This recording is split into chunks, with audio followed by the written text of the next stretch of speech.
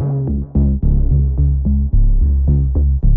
to another edition of Dave Smith Unleashed, and thank you to the 2,000 plus subscribers we have now for all the support we have in our 3 months on the air. And of course, thanks to our great sponsor, MTS Transportation at 800-640-6873 for reliable on-time delivery, compliance you can count on, round-the-clock support, superior communication, experienced logistic partners, and mention the Dave Smith Unleashed podcast and get 20% off on your next shipment. So make sure you call MTS Transportation for all your freight, shipping, and transportation needs at 800-640-6873. And don't forget about the great Dodger giveaway we have coming up again, courtesy of MTS. July 2nd against the Chicago White Sox, home game for the Dodgers. 4 tickets, 3 rows from the field. These are fantastic seats. 3 rows from the field for the Dodgers-White Sox game on July 2nd. You get a chance to see Shohei Ohtani and the Dodgers, the defending world champions, the best team in baseball. And not only do you get the 4 tickets, you get preferred parking, you get access to the stadium club, the whole 9 yards, courtesy of MTS. So we'll be giving those away in the next week or so. And how do you win? Well, here's what you need to do. You have to be a subscriber to the Dave Smith Unleashed podcast. So go to youtube.com/@the Dave Smith Unleashed podcast. And if you're a subscriber, and if you give us a like, and if you comment in the YouTube comment section underneath the show, well, we're going to pick a winner from one of you, and you're on your way. 4 tickets to Dodger Stadium on July 2nd. So that is a tremendous prize, again, courtesy of MTS. Boy, is there a lot in the news or what? Wow. Let's start with the situation where Israel bombed Iran. And this, and I say bravo, Israel. It's 40 years too late. This should have been done back when the Ayatollah took over in 1979 and 1980, 45 years too late. And when you look at the history of this, I have so many friends. So, my best friend back in the day was a guy from Iran, a Persian guy. And he and his family and all the Persian people that lived here, they are the salt of the earth. They are great people. They want to be free in Iran, especially the younger people there, the under 40, under 30 crowd. They want to go on the internet. They want the freedom to listen to music. They want freedom of religion. They want democracy. They don't want to be told what to do by the Ayatollah. The women don't want to wear burqas and have no freedom at all and have no rights. They want to get into the 21st century. So I would think, secretly, I'll bet a lot of people in Iran are grateful to Israel for doing this. And again, this is all because of, I used to say that Jimmy Carter was the worst president in American history. And he was until the Joe Biden regime. So that Jimmy Carter and his family are thankful for Joe Biden that there was finally a worse president than him. But Jimmy Carter was awful. The decision not to go to the Olympics in 1980 was a stupid decision, a disaster. All that hurt was the American athletes who've been training their whole lives to go to the Olympics. But the biggest mistake was letting those maniacs take over the fundamentalist Islamists in Iran in 1979 and 1980, when they overthrew the Shah, who was pro-American, by the way. The Shah was a good friend of America. And when he was overthrown and we sat back and allowed the Ayatollah to take over and the religious fundamentalists, well, then Iran was gone forever. Now the terrorists had their own state. And ever since that time, they've been funding terror all over the world. They fund Hamas. They fund Hezbollah. They fund the Houthis. It all starts in Iran when it comes to terrorist funding. So this is long, long overdue. Now, do we want to nuke the country and bomb them all? No, we don't, because we don't want to hurt the citizens of Iran, who are, again, as I said, very, very good people. The Persians are the salt of the earth. But the best thing about this, and it was called Operation Rising Lion by Israel, and this has been planned for a long time. They blew up the nuclear weapons facility in Iran, and they killed a whole bunch of the top military commanders. See, that's the good thing. That's what you need to do. You want to blow up the nuclear facilities and you want to kill their leadership. Absolutely. And they are in big trouble now because their economy is in a shambles, especially since Donald Trump took over. Their economy is in a shambles. They're in big, I tell you what, if we take out their infrastructure, if we take out their oil refineries, they're done. They're pretty much done as a country. And I think that's what has to happen next. If they haven't learned their lesson from this, take out the oil refineries, and then I think they're as far as being a world power, as being a financial power, they're done forever. So go, Israel, go. Now, they have ignored chance after chance after chance over the years to stop their nuclear testing program, to stop the development of nuclear weapons, and they pretty much raised the middle finger to us and to the civilized world and said, F you. And evidently, they launched missiles in retaliation toward Israel, over 300 of them, but thank God that Israel was able to shoot them all down with their superior with their military superiority. And Israel could have wiped them out years ago had they wanted to, and had they gotten permission from us. Now let's reverse the situation. What if Iran had nukes? You think they'd use them? You're damn right they would. On the first day, they'd wipe Israel off the map. It's in the charter. Israel doesn't exist from the river to the sea. And they teach that to children in school books. Israel must be destroyed and completely wiped out and genocided. If they had it, they'd use it. Israel has not used a nuke, and they've had it for years. And Israel's the only democracy over there. They have gay rights. They have women's rights. In the Middle East, they're the only true democracy, which tells you a lot.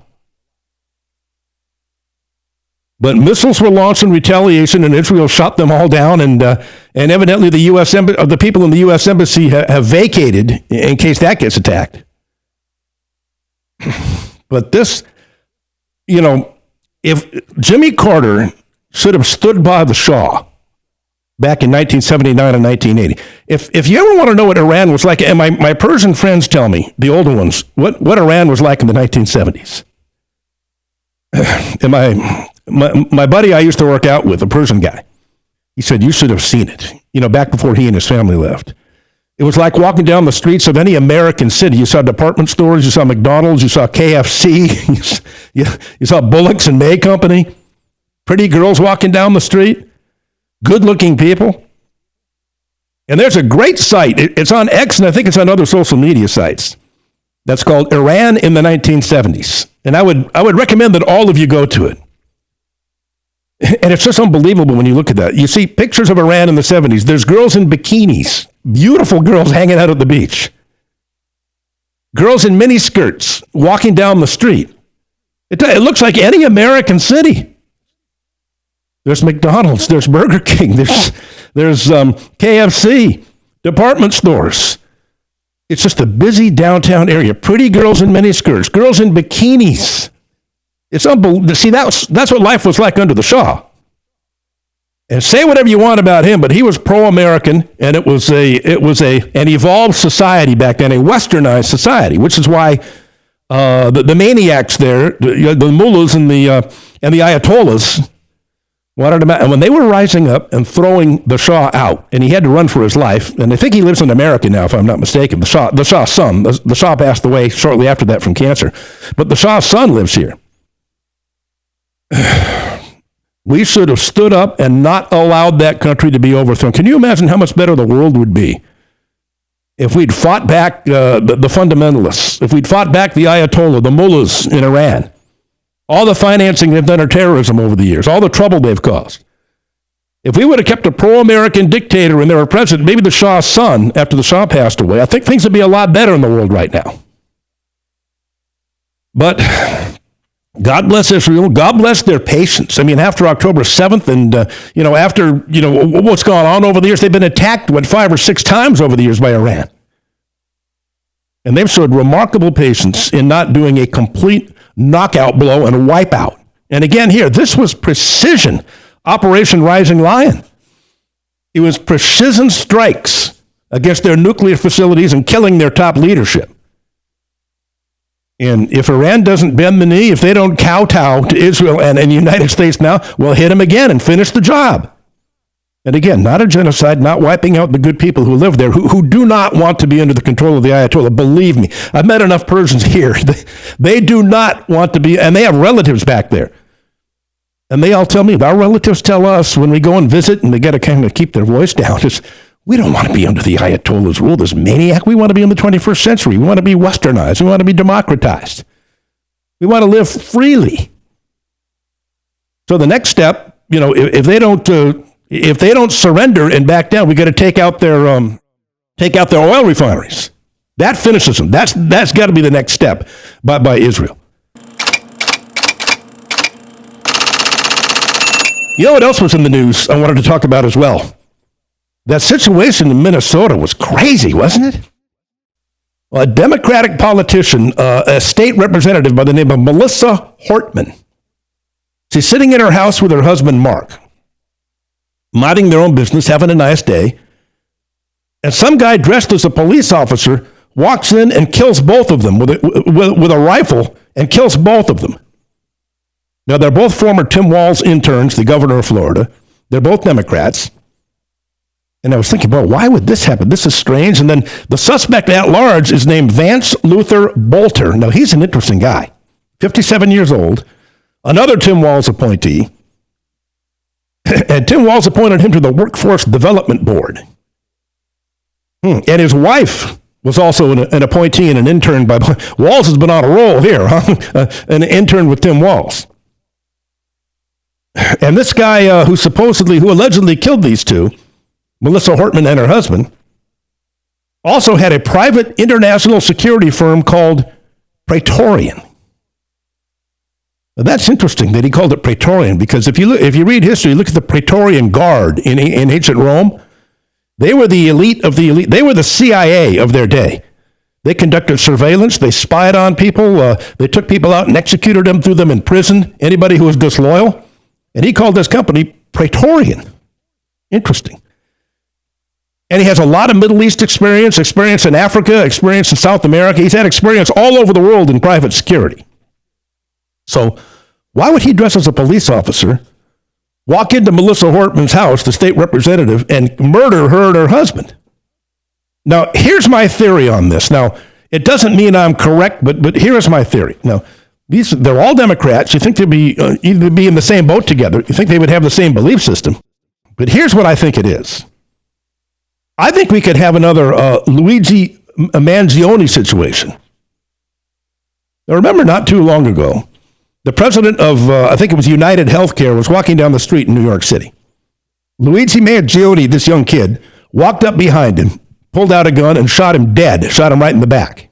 Allegedly, because he's had some issues with healthcare and not getting covered and having their relatives not being covered for procedures. And we all know how these big healthcare companies work, how they screw us over.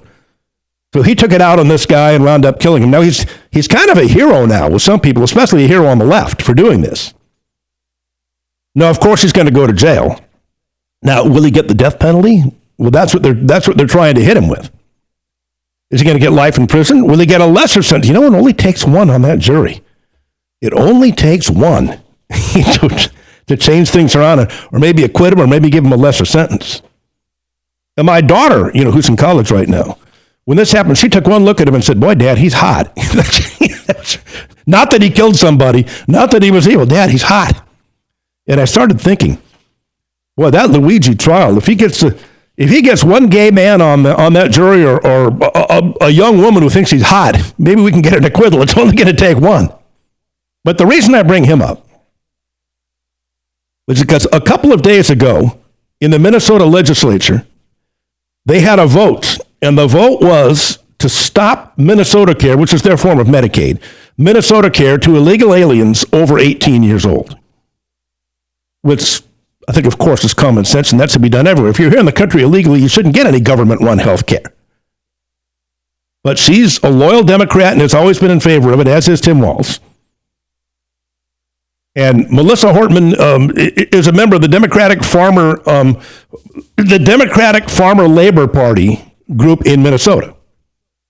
And they always stick together, and they always pretty much vote in a 100% block for whatever the governor wants or for whatever the liberal establishment wants. Well, this time, a couple of days ago, unbelievably, Melissa Hortman broke ranks. And she was the only Democrat that voted to end Minnesota Care, government health care for illegal aliens who are over 18 years old in the state of Minnesota. And this caused a rift with her and the Democratic Party. The Democrats were furious with her. The Republicans praised her. And she was actually, I saw the highlights of this. She was up there in tears, saying, "It kills me to do this. It hurts me to do this." But she broke ranks. She said, "This is best for the state of Minnesota. It'll save us billions of dollars. And I don't think illegal aliens over 18 years old should get government-sponsored health care." Well, Minnesota-sponsored health care.